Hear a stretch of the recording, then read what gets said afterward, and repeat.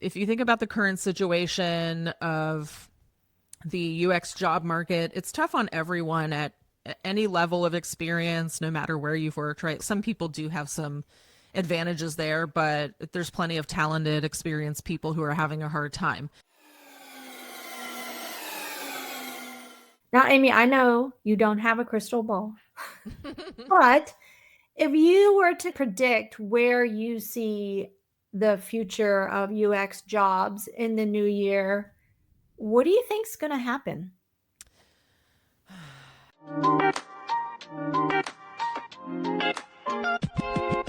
Thank you for having me. It's so nice to see you. We've done some events in the past together, and I've always had a lot of fun. So thanks for the invite.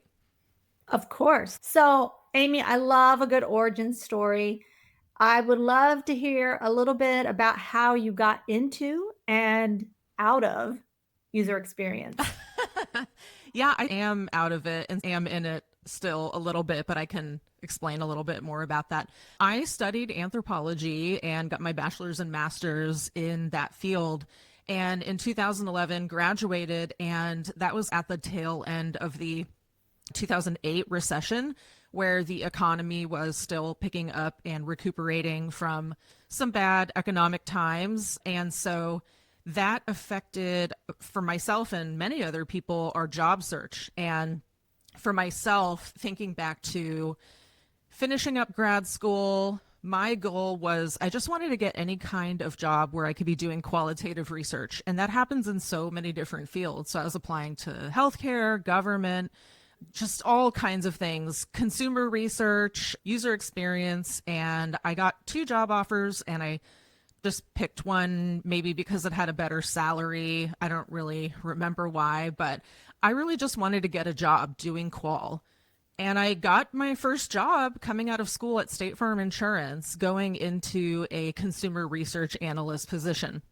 But that kind of folded into the UX team. And so I basically began my UX career at that time, working on statefarm.com, the mobile app, in agent office experiences, doing field work. So it was pretty cool to go straight in and start applying my anthropology background and qual research skills.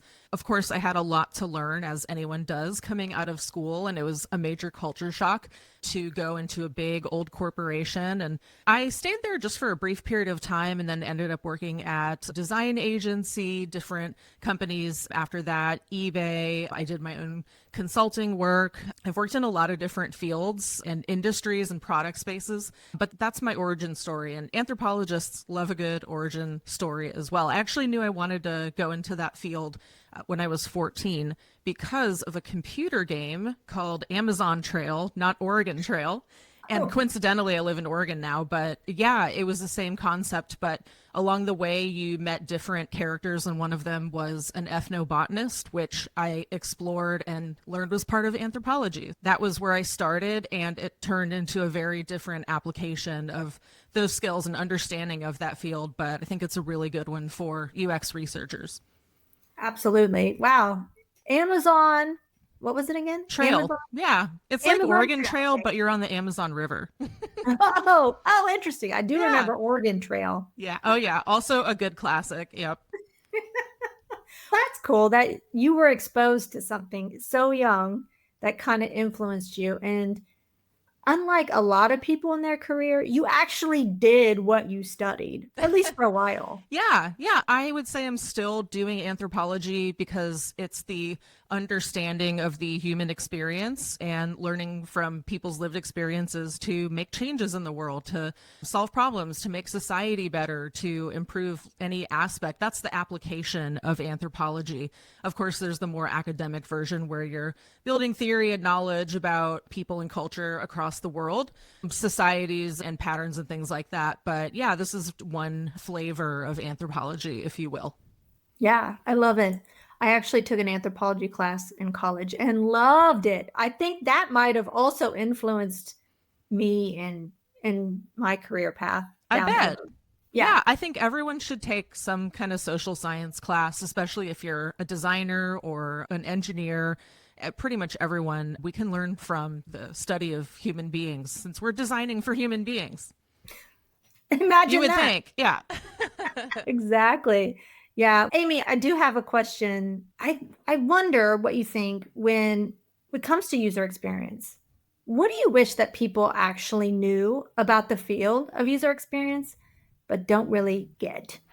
Are you talking about like people who are interested in working in the space? Yeah, let's go there. Yeah, let's go there. I would say that a lot of us enter the field with rose colored glasses. And what I mean by that is when we study, maybe we're studying human computer interaction in school, maybe we're building our design skills, we're studying a social science, we find ourselves interested in going into this field, which has become much harder in the past few years, as we know. Enter it having this strong sense of advocating for the people who are going to be affected by our decisions inside of these organizations, whether we're designing or researching, we're a PM, like any kind of role, right? So we go in, but I think especially with UX folks, we're very oriented towards human beings and doing the right thing and making people's lives better. So I think we come from that space. We enter the field with these grand kind of visions for what we want to do in terms of impact. And maybe we're promised that by our employers, hiring managers, job postings, like you're going to come in and advocate for users. But in reality, it is extremely challenging just due to how most organizations are designed, the cultures of organizations, especially in the private sector. There's all kinds of constraints that we have to work in, but we also, I think a lot of us or most of us have encountered many situations where we prioritize things that other people may not care about as much compared, say, with the bottom line, revenue, quarterly goals, things like that. And it's not that those are always at odds, but we have to face it. They're often at odds with doing what's right for people and designing a good user experience that's respectful and usable and useful, all of those important heuristics and principles of design. But there can be tension with those goals that we have and what we're required to do or what we have the ability to do, and that can just be really frustrating. So I would say that's probably one of the biggest things I've seen for myself in my career getting into this, and it caused me a lot of frustration. I continue to see that just over the years. It's not something that's gotten any better. In fact, I think it's gotten worse with the enshittification of products and companies and our working conditions. Yeah. Yeah, absolutely. Do you think, Amy, it sounds a little bit like your view of UX has changed through time? Do you think that's tied to time right now? Or is this a problem probably 10 years ago and 10 years from now? Yeah. I got into the field in 2011. I think there were some really good things going on with the development of the field and teams growing, more hiring, more specialization in the field with people focusing on architecture or user research or like certain aspects of design versus we did have full stack designers, of course. Things were still developing. Research operations, design ops was coming about a few years after that. And so I think there was a lot of positive momentum. And there is still positive momentum and evolution of our field. But yes, these are evergreen challenges that we're facing with regard to just convincing people of doing the right thing that could also be beneficial to the bottom line in many cases.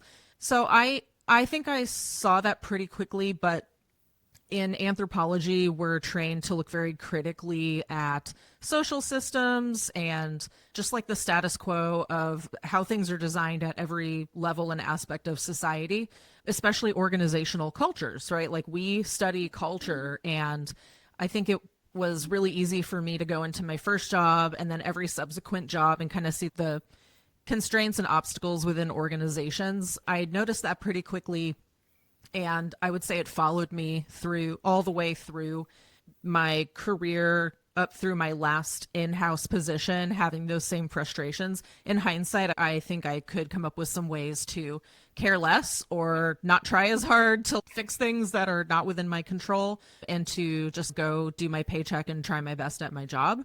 But I don't think those things have changed, and I do think they are getting worse. And I talked a little bit about it a moment ago, but I think it has to do with the evolution in product design, product development, of course, the introduction of AI technology, the impact of that on our jobs and just approaches to our work.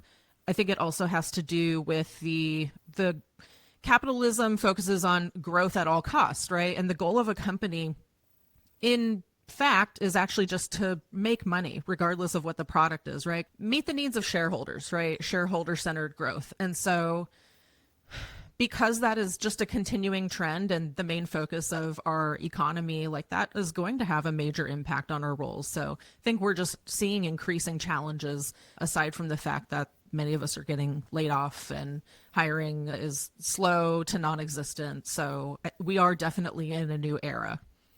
Yeah, for sure. Ooh, and Amy, you talked on a lot of different topics that I want to break down here as we go. Yes. So, woo, that's going to happen. Awesome. But one thing you mentioned, which I think is quite interesting, is you talked from your training in anthropology, things that you observe or know to observe when it comes to an organization's culture or company culture. Could you share some of those things that maybe the everyday person or someone obviously not trained in anthropology, what should they look for when it comes to a company culture? Yeah, I think the more experience we all have in working in organizations, we learn to what to pay attention to, what the green flags and red flags are. And I think it can be helpful for us to think about this stuff and figure out ways to identify these things, say during a job interview process, like the hiring process, if we're talking to managers, a team, to suss out like what's the team culture, what's the organizational culture. Once we get in, that's when we immerse ourselves into the world of our new employer, and we're just in it. We have to start dealing with it on a day to day. And I think we can learn a lot from just looking around at the term like explicit power and implicit power. So who supposedly has the power within the organization to make decisions or affect change, but who actually has the power? Like, what do those dynamics look like? Getting to know people and establishing relationships to better understand what does collaboration look like? What's the variation in agendas between teams? Just, yeah, like we start to immerse ourselves and pick up on those things. But when we're looking at organizations that we might want to work with, there are questions we can ask. And I think it's better to be specific about the things we want to know rather than general. What's the company culture like? Being really specific and saying, can you tell me about a recent time when the research team had a positive impact on decision making for a product release or road mapping? And see what the response is to that as a specific example. And if the person's able to clearly articulate, yeah, here's an example, that's what we did, here is the outcome, or how honest are they? Are they sidestepping the question, right? So that's, I think, something important for us to do when deciding where to work. Now, with the lack of jobs today, we can't be quite as selective with that sort of thing. Many of us, we just need to get a job to pay our bills. That's something we have to also be adjusting to in order to get that new job, right? It's what bullshit am I willing to deal with? And what am I not willing to deal with? And just know those things so that you're not walking in being surprised about the culture of the team that you're joining. Yeah, that's absolutely fair. And sometimes you don't know that, like you said, until you get inside. Yeah, you can't know everything. You can't like mitigate every single risk. You have to just do your best. But I see a lot of people who they don't ask questions or they don't really think about what they really care about or how to find out what something is actually like before taking the job. And then they end up in a situation that's toxic or similar to the one that they just quit because they couldn't handle that place anymore. Yeah. So do you think that there's anything a person can do if they do enter a company and the culture is not quite what they wanted or expected? Is there anything that they can do, or do they just need to bounce? I would say bounce if it's really affecting your health and well-being. That's a good indicator of it getting burned out from a toxic work environment or being mistreated and disrespected. If that sort of thing is happening, then yeah, taking some like paid health leave, which is something I wish I had done when I left eBay. I was so frustrated being there and was super burned out, stressed out, like mega insomnia. It was just really bad. And again, as I mentioned, in hindsight, there's things I could have done differently to just separate myself away from these things that bugged me a lot. So that would have been like part of my solution. But also going back to paid health leave, I just up and quit. And I went back to consulting and it was fine. But what I should have done was taken advantage of this like benefit of being in the workplace and taking 3 months off paid to get the money, obviously. And I think that's okay for us to try to get as much as we can from these situations, especially if it's really toxic. But also, so I could just take some time away to think about, is there any way I can approach this differently? But I'm just like I'm a Taurus. So I'm like, fuck this place. I'm quitting. Bye. And immediately I felt like a sense of relief physically and psychologically, like the day I quit. I can even remember in my mind walking down the hall with a big smile on my face after telling my boss I'm quitting. Yeah, we can't regret our choices, but we can also learn some lessons from our experiences. Absolutely. Yeah. I think part of the problem, Amy, and you can disagree, is that sometimes people don't understand UX roles. What are you doing here? What value are you bringing? Have you ever found that you've had to evangelize for UX in a role that you've been in? Oh, yeah. I think that's researchers, designers, whatever, but thinking about myself as a researcher, we always end up doing something like that to help people understand like how we can contribute and like what our goals are and why what we do is important. I can think of examples back to every role, whether it was in this healthcare company I worked at, a very small company, like a startup within a larger insurance company. And me, my boss, and the other designer, we put together like brown bag lunchtime presentations. We did like company wide presentations about the value of UX, right? So I think all of us have done something like that at some point. When I was not a solo consultant, but working inside of a design agency, we had clients that had a range of experiences and perspectives on the importance of UX, the importance of doing research for decision making and mitigating risk. Some people really got it. And then we had clients who just really, they were like, we're being told we need to do this, so do a project. And there's some educating that has to go on there to even get buy-in for the work that you're being paid to do. So I think that's like an important thing for actually, yeah, for people who are newer to the field or developing in their careers. It's not just about conducting projects and doing really cool research and all that exciting stuff. It's also these other parts of the role that are required, whether we like it or not, and can also be emotionally draining sometimes.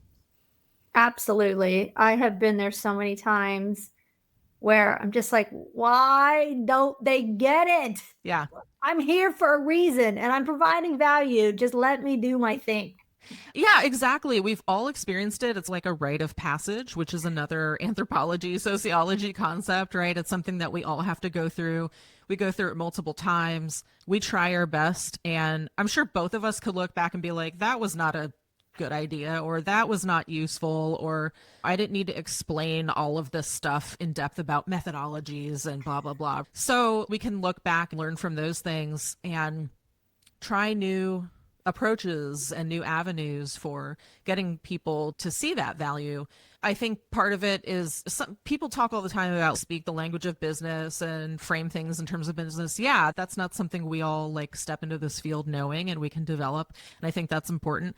But I think there's also a point at which like we have tried everything. We've banged our heads against the walls for like however many years, individually and as a field. And I think that's when we're running up against the wall of the organizational cultures or just the culture of product development and private sector businesses, right? Like we run up against a wall of something that we cannot change about how these organizations function. I don't like it when I see UXers being gaslit into thinking like, you don't know what you're doing, you need to try harder, you need to try this or that or this. We haven't tried all this stuff already. I don't like it when I see people like getting down on the folks who are really trying their best to have an impact and show the value of our work. Yes, absolutely. It reminds me of the phrase, which I absolutely hate, which is work smarter, not harder.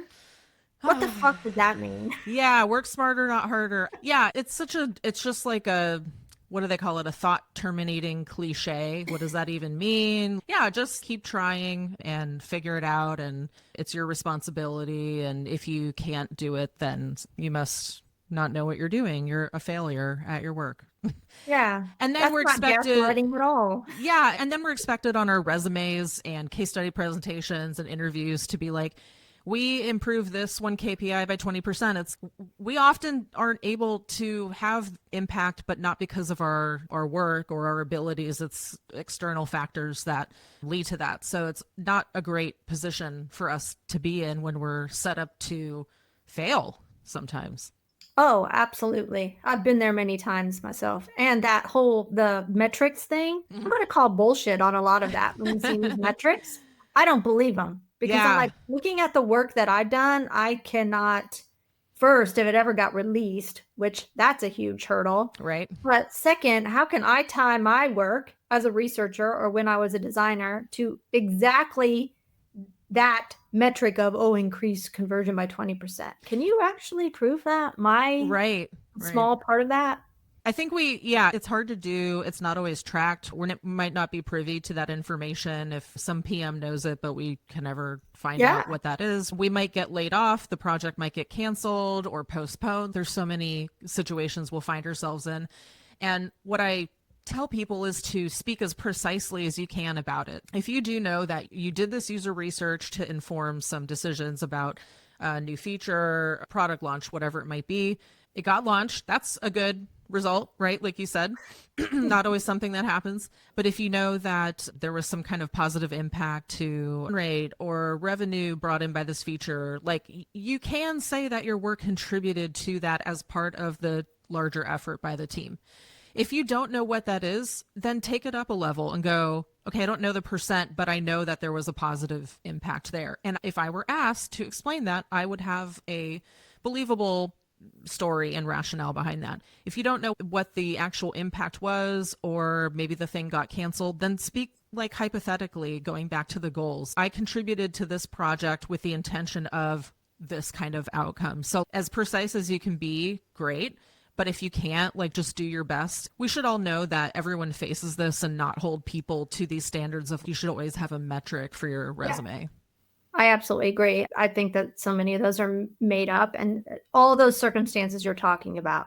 I was rolled onto a different project, or I left the company, or that particular thing got deprioritized and maybe released much later. All those things have happened to me. And all of those metrics, they're not there. Yeah, that's a hard one. And then our impact can come in other forms. Did we positively impact team collaboration or efficiency in research ops and recruiting? There's all kinds of other things that are important to our work, or the evangelizing part or the democratizing part. That can also be impact that we talk about. Yeah, I agree. So, Amy, you do a lot of coaching, and I'm sure with the state of hiring in UX, there's probably some people who are wondering if they should even get into UX. Or maybe you're asking, why do you want to get into UX? And so I'm curious how you flesh out some of those discussions where, let's be real, should you even get into UX for a lot of different reasons? Yeah, if you think about the current situation of the UX job market, it's tough on everyone at any level of experience, no matter where you've worked, right? Some people do have some advantages there, but there's plenty of talented, experienced people who are having a hard time.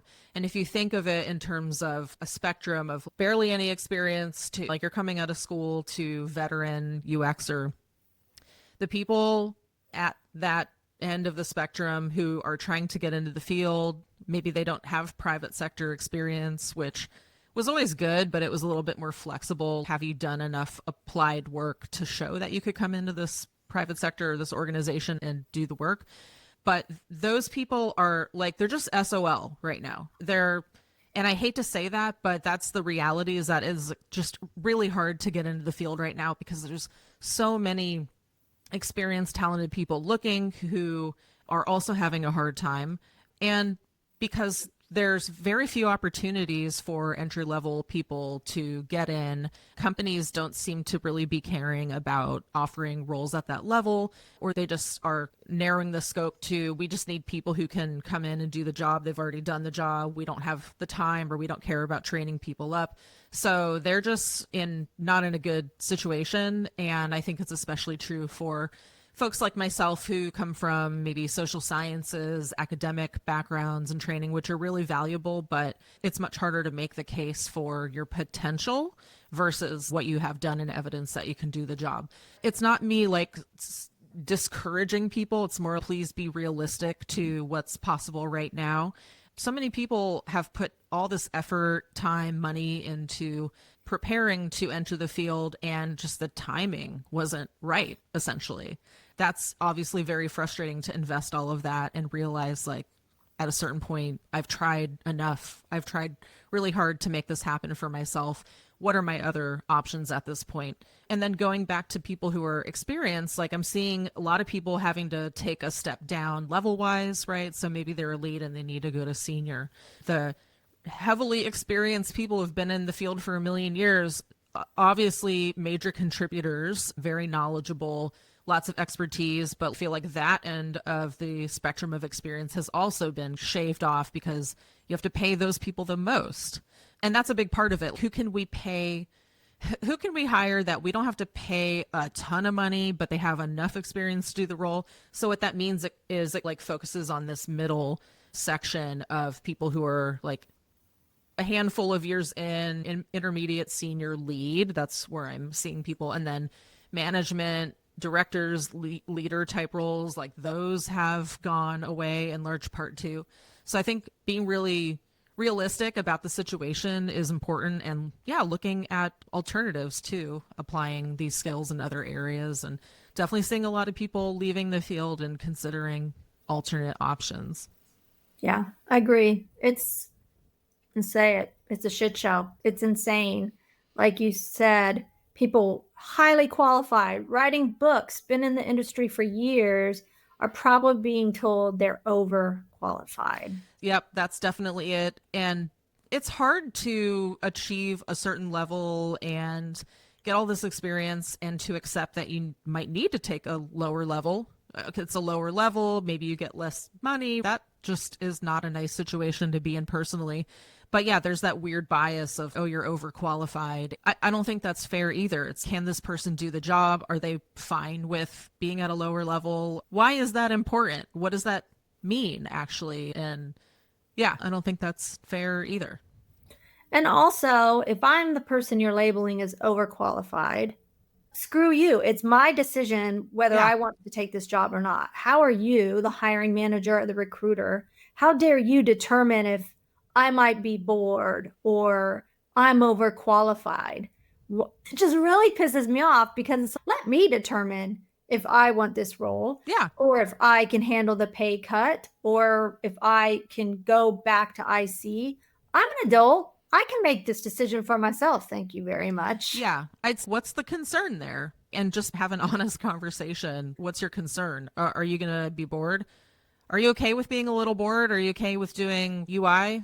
Like mostly UI stuff versus full stack design? I don't know. Whatever the concern is should be discussed. There's that weird power dynamic where someone else is having a say and a decision about our ability to get work and make an adult decision, like you said. And yeah, that's just a reality of these work environments, these weird dynamics that we don't have as much say in, unfortunately.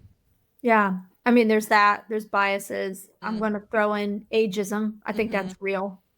Oh yeah, totally, totally. And that's always been an issue. It's an issue in every field. Ageism, racism, sexism, genderism, ableism, all of these things. But yeah, I think in tech there tends to be a bias towards people who are seen as, maybe older people are seen to be like obsolete somehow or not keeping up with trends or whatever it might be. I think there is the money element too, like we have to pay them more, so like we want to save on labor costs, that sort of thing.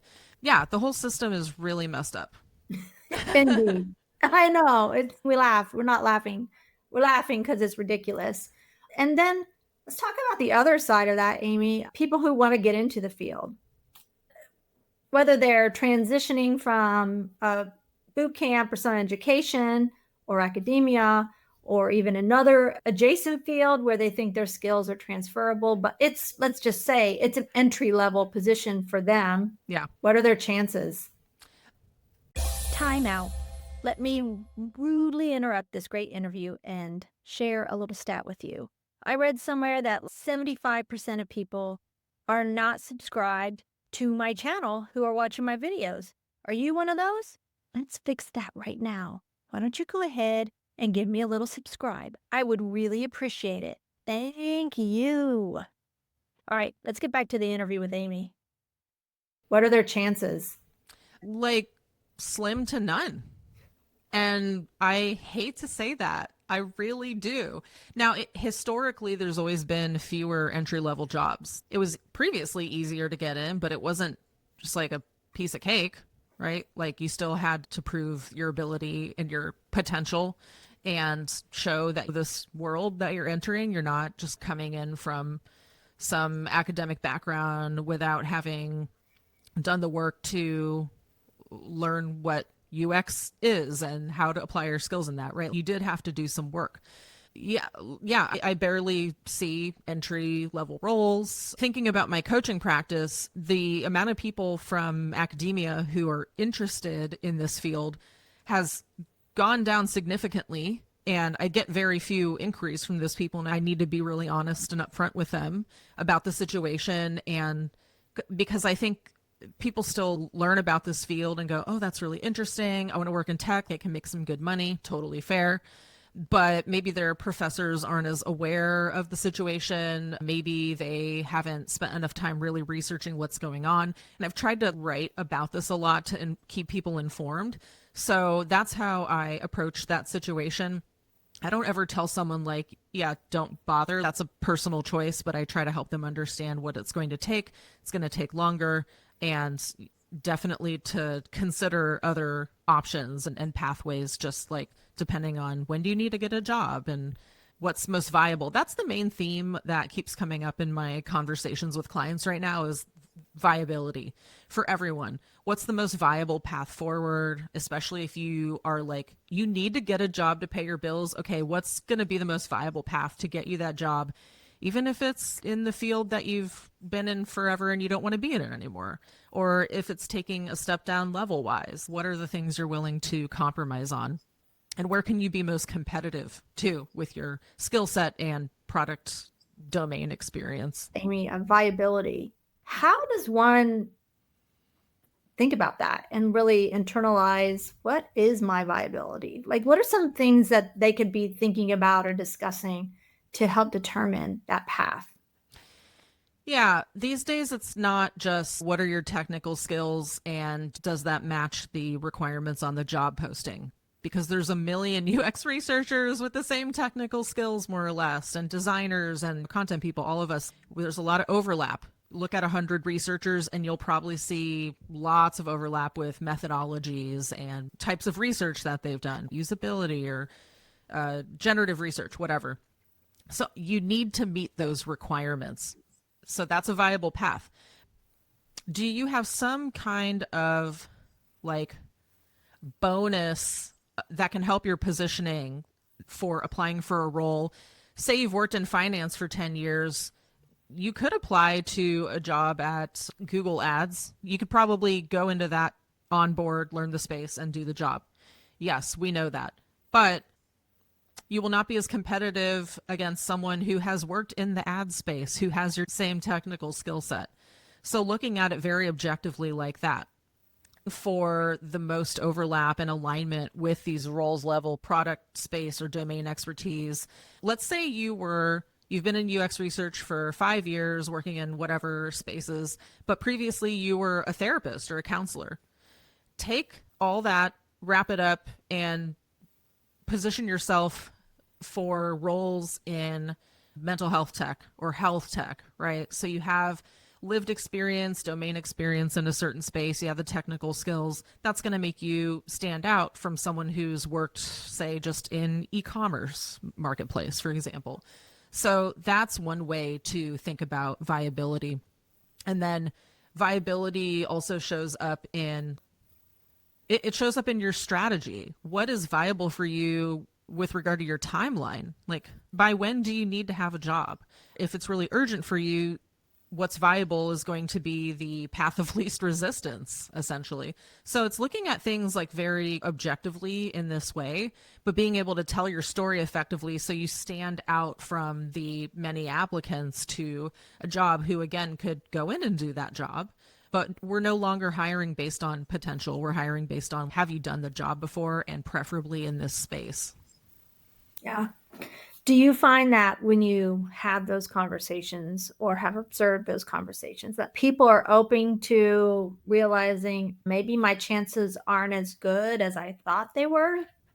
Yes, once I sit down and have a conversation and kind of explain things in this way and thinking about it strategically, when we're in a desperate situation, when there's a lack of jobs, when we have this urgency, we need to, again, I keep going back to make a paycheck, which is a new reality for a lot of tech workers who weren't used to the precarity of our work. These companies making all these layoffs and all of that stuff, and it taking like 6, 9, 12 months or more to find a job. I keep coming back to that because that is a reality for a lot of people right now. I think people approach it as, okay, there's not a lot of jobs. I need to just apply for every job that's out there. And it's never been a good idea to like just mass apply, but especially right now, and it might seem counterintuitive, when there aren't as many jobs, it's let me just apply for what I know I could probably do. But it's actually helpful to be selective and apply for the things that are essentially a perfect fit, because the threshold for expectations is higher. Hiring managers have so many people to choose from. They can be a lot more selective.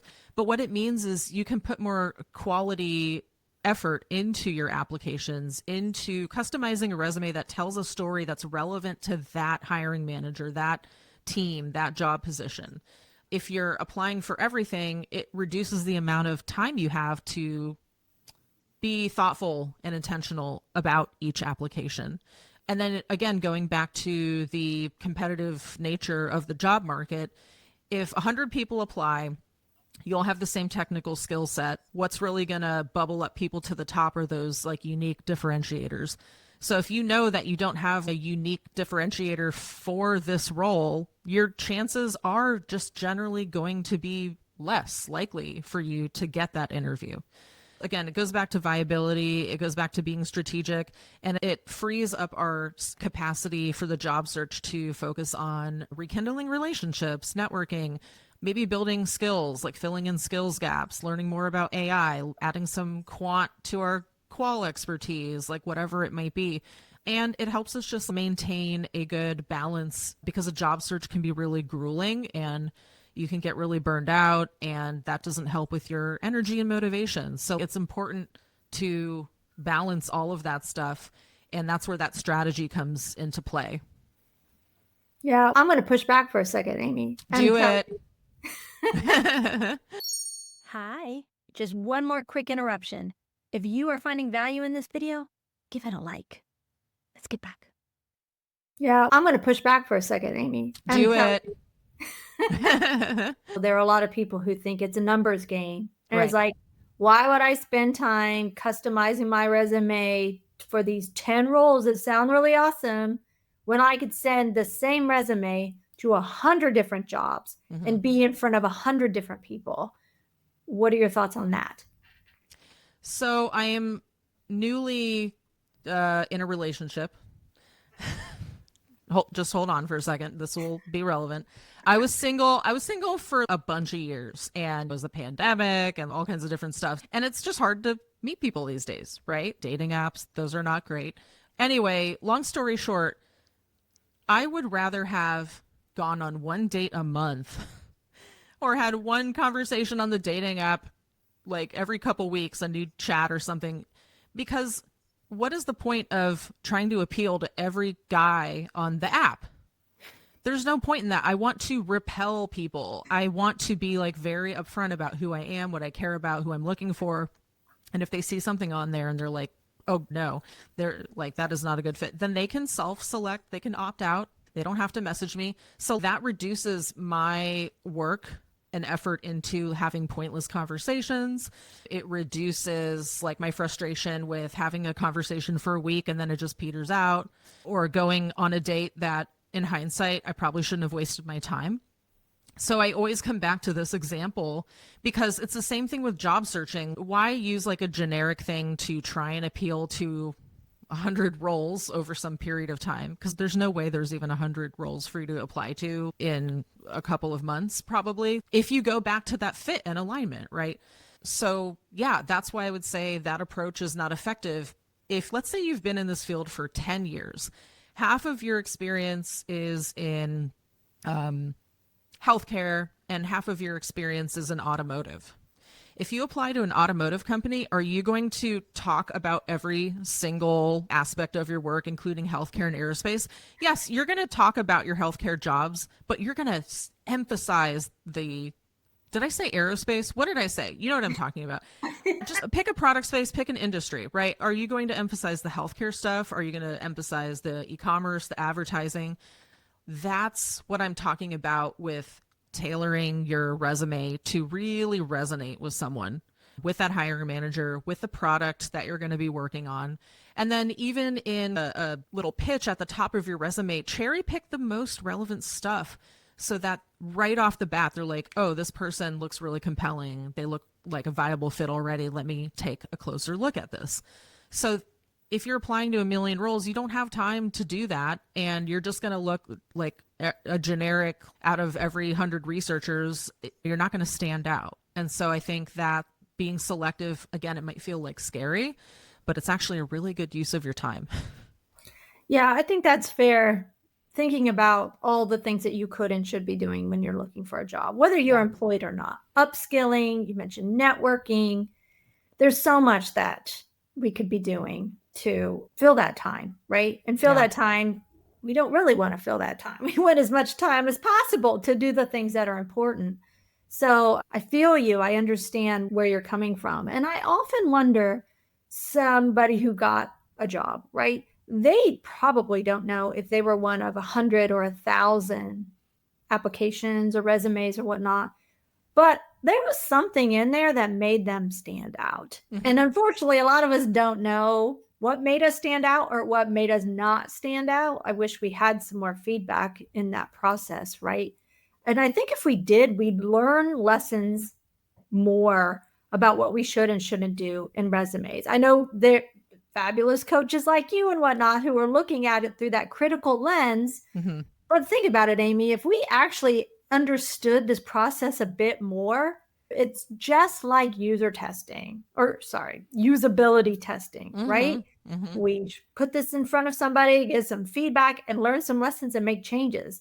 But when we're just spraying and praying and throwing our resume to 1,000 different roles, we're learning no lessons. Yeah, I think that's a good way to look at it. Think like a scientist. Like back in elementary school, we learned the scientific method, and then middle school and high school, like we learned this over time. And if you are doing an experiment, you need to understand correlation and causation. You need to reduce the amount of variables so you can make a conclusion that confidently that this led to this. It's the same thing with job searching. If you're just constantly tweaking, but you're not really paying attention to the data, or you're not looking at what's going on and going, is this something I can do anything about, something I can control? Is this an external factor that I can't do anything about? You have to pay attention to that stuff to know what to tweak or to know what is your fault or not your fault. Like, what can you do? Can you do something about this or not? So you can do something about your positioning. You can do something about telling your story effectively. You can do something about applying to really well-aligned roles with your skills, your product experience, your interests. What you can't do something about is like all the other candidates, the mood of the recruiter that day, nepotism and bias. Like those are things that we can't do anything about. And if we focus on the evidence and think critically about it, then it also helps us not internalize a lack of progress or responses, right? So if you're not having success getting responses to your applications, first ask yourself, am I applying to things that are a really good fit? If you're not, narrow your like dartboard to the bullseye.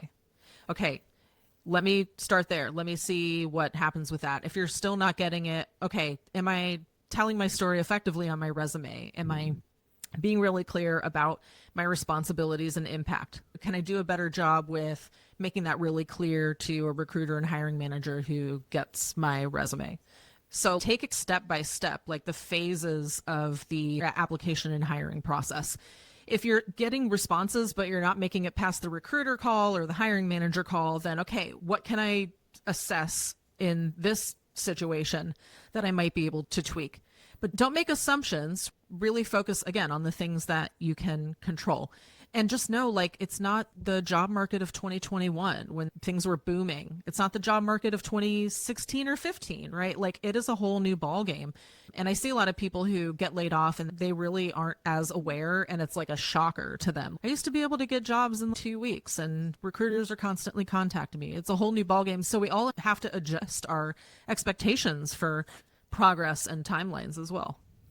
Yeah, I think that's fair. It is a new game with new rules. Was also a person who would get multiple offers and be contacted by recruiters all the time. I'm not hearing from recruiters in my DMs anymore. Yeah. It's not you. It's just there's not a lot of jobs out there. So yeah, we have to adjust our expectations. We have to be kinder to ourselves. And we also we need to do our due diligence to understand what advice should I take about job searches and my materials and all of this stuff, right? I would say there's a lot of advice out there. Some of it comes from people who have a lot of experience with this, a lot of good perspective on how this works, who know what they're talking about. Other people don't. Other people maybe repeat things that are not true, misinformation about all of this stuff. And then other people may have had some success and want to share what worked for them, but that's the key there. This worked for them, whatever that process looked like.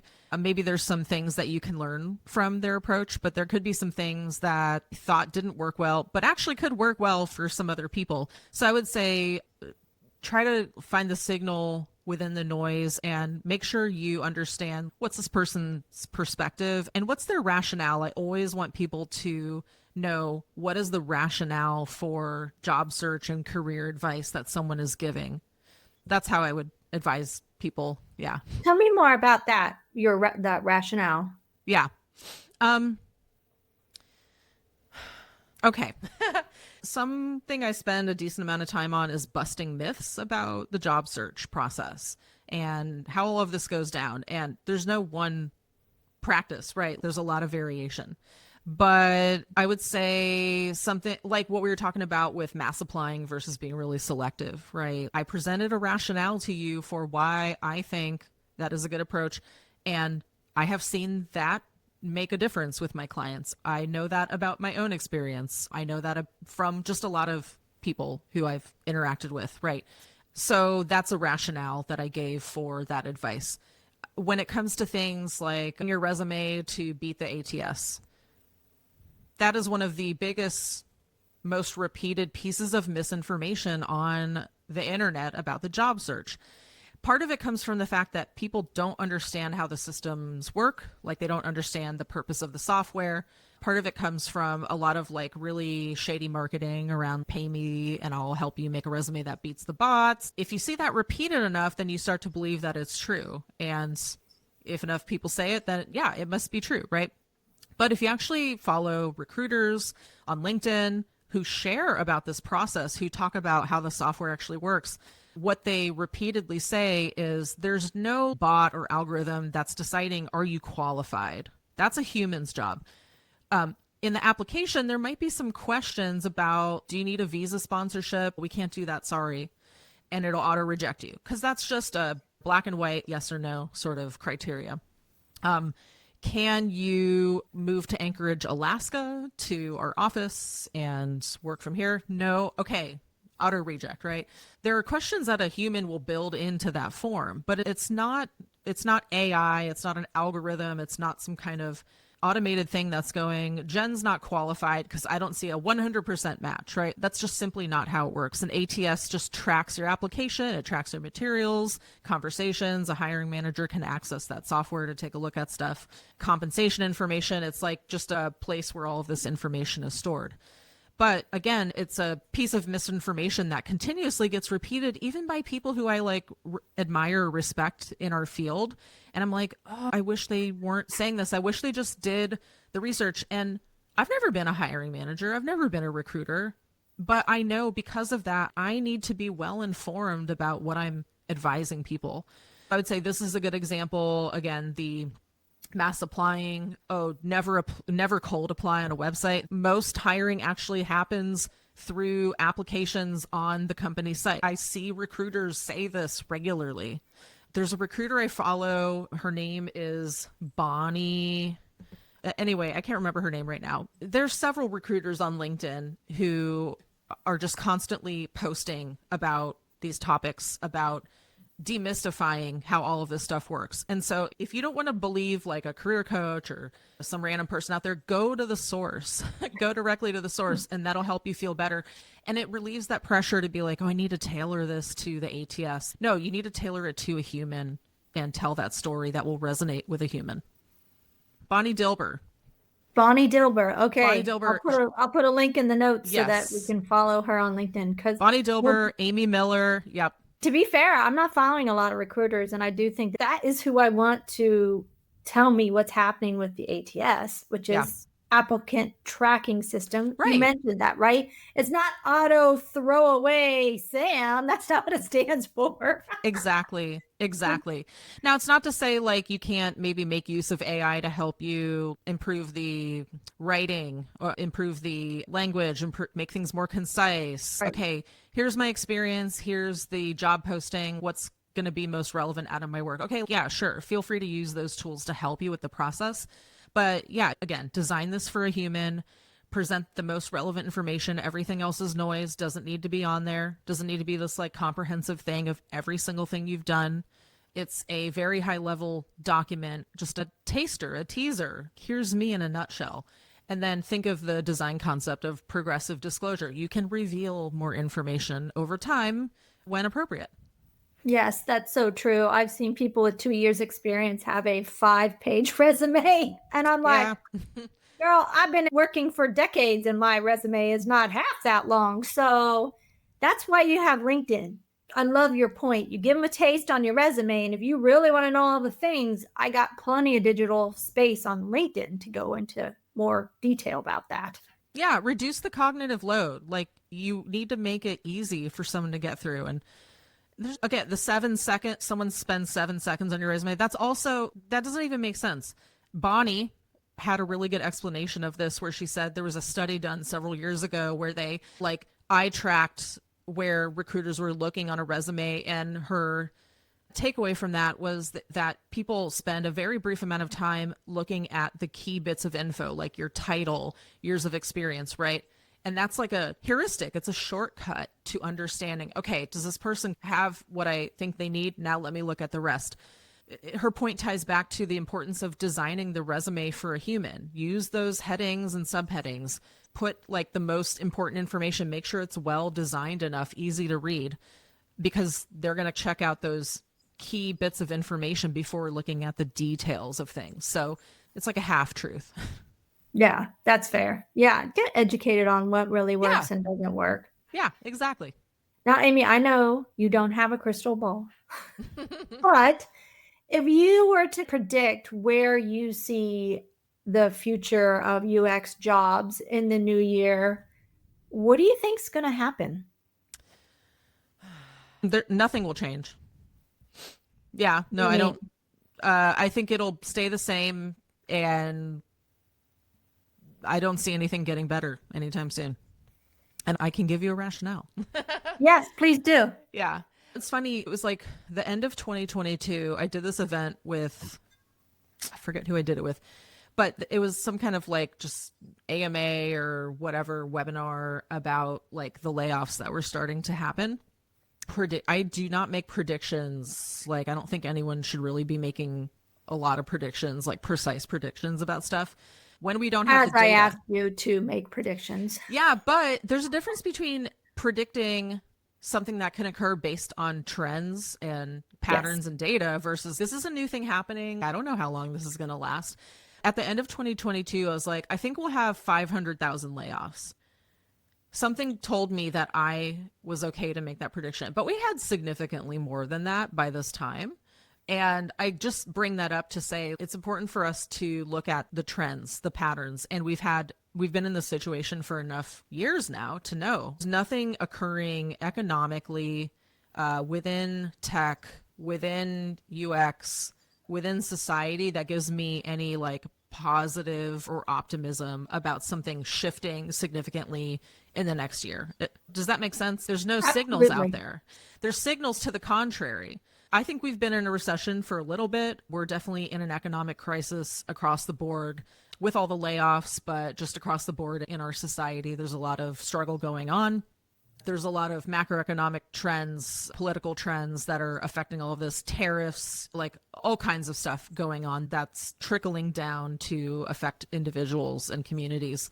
We're still seeing layoffs every now and then. We're seeing 10,000 laid off here, 15,000 laid off here at companies that like Verizon just laid off like 10 or 15,000 this week or last week, just more and more. Like there's no new jobs to apply to, or there's very few jobs to apply to. So just taking all that into consideration, no, I don't see things getting better. I could say maybe in the next year, like I could predict out to a year from now, things probably not improving. Doesn't mean that there won't be new jobs. I think it's going to at least stay the same in terms of the nature of the job market. That's fair. And I ask you because I know you do a lot of research and do follow trends a lot in this industry. So you're not just pulling this shit out of your ass, but also I can see what you mean if you're looking at a number that says we're laying off 10,000 people. In a month, they're not opening 10,000 roles to replace those. So the trend is contraction in these companies. Absolutely. Just look at the math. It's UX people, it's engineers, it's like recruiters, just across the board with all these roles. There's a lot of great stuff in this interview. So much so, I had to break it into 2 parts.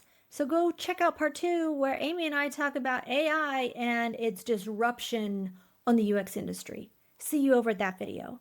Bye.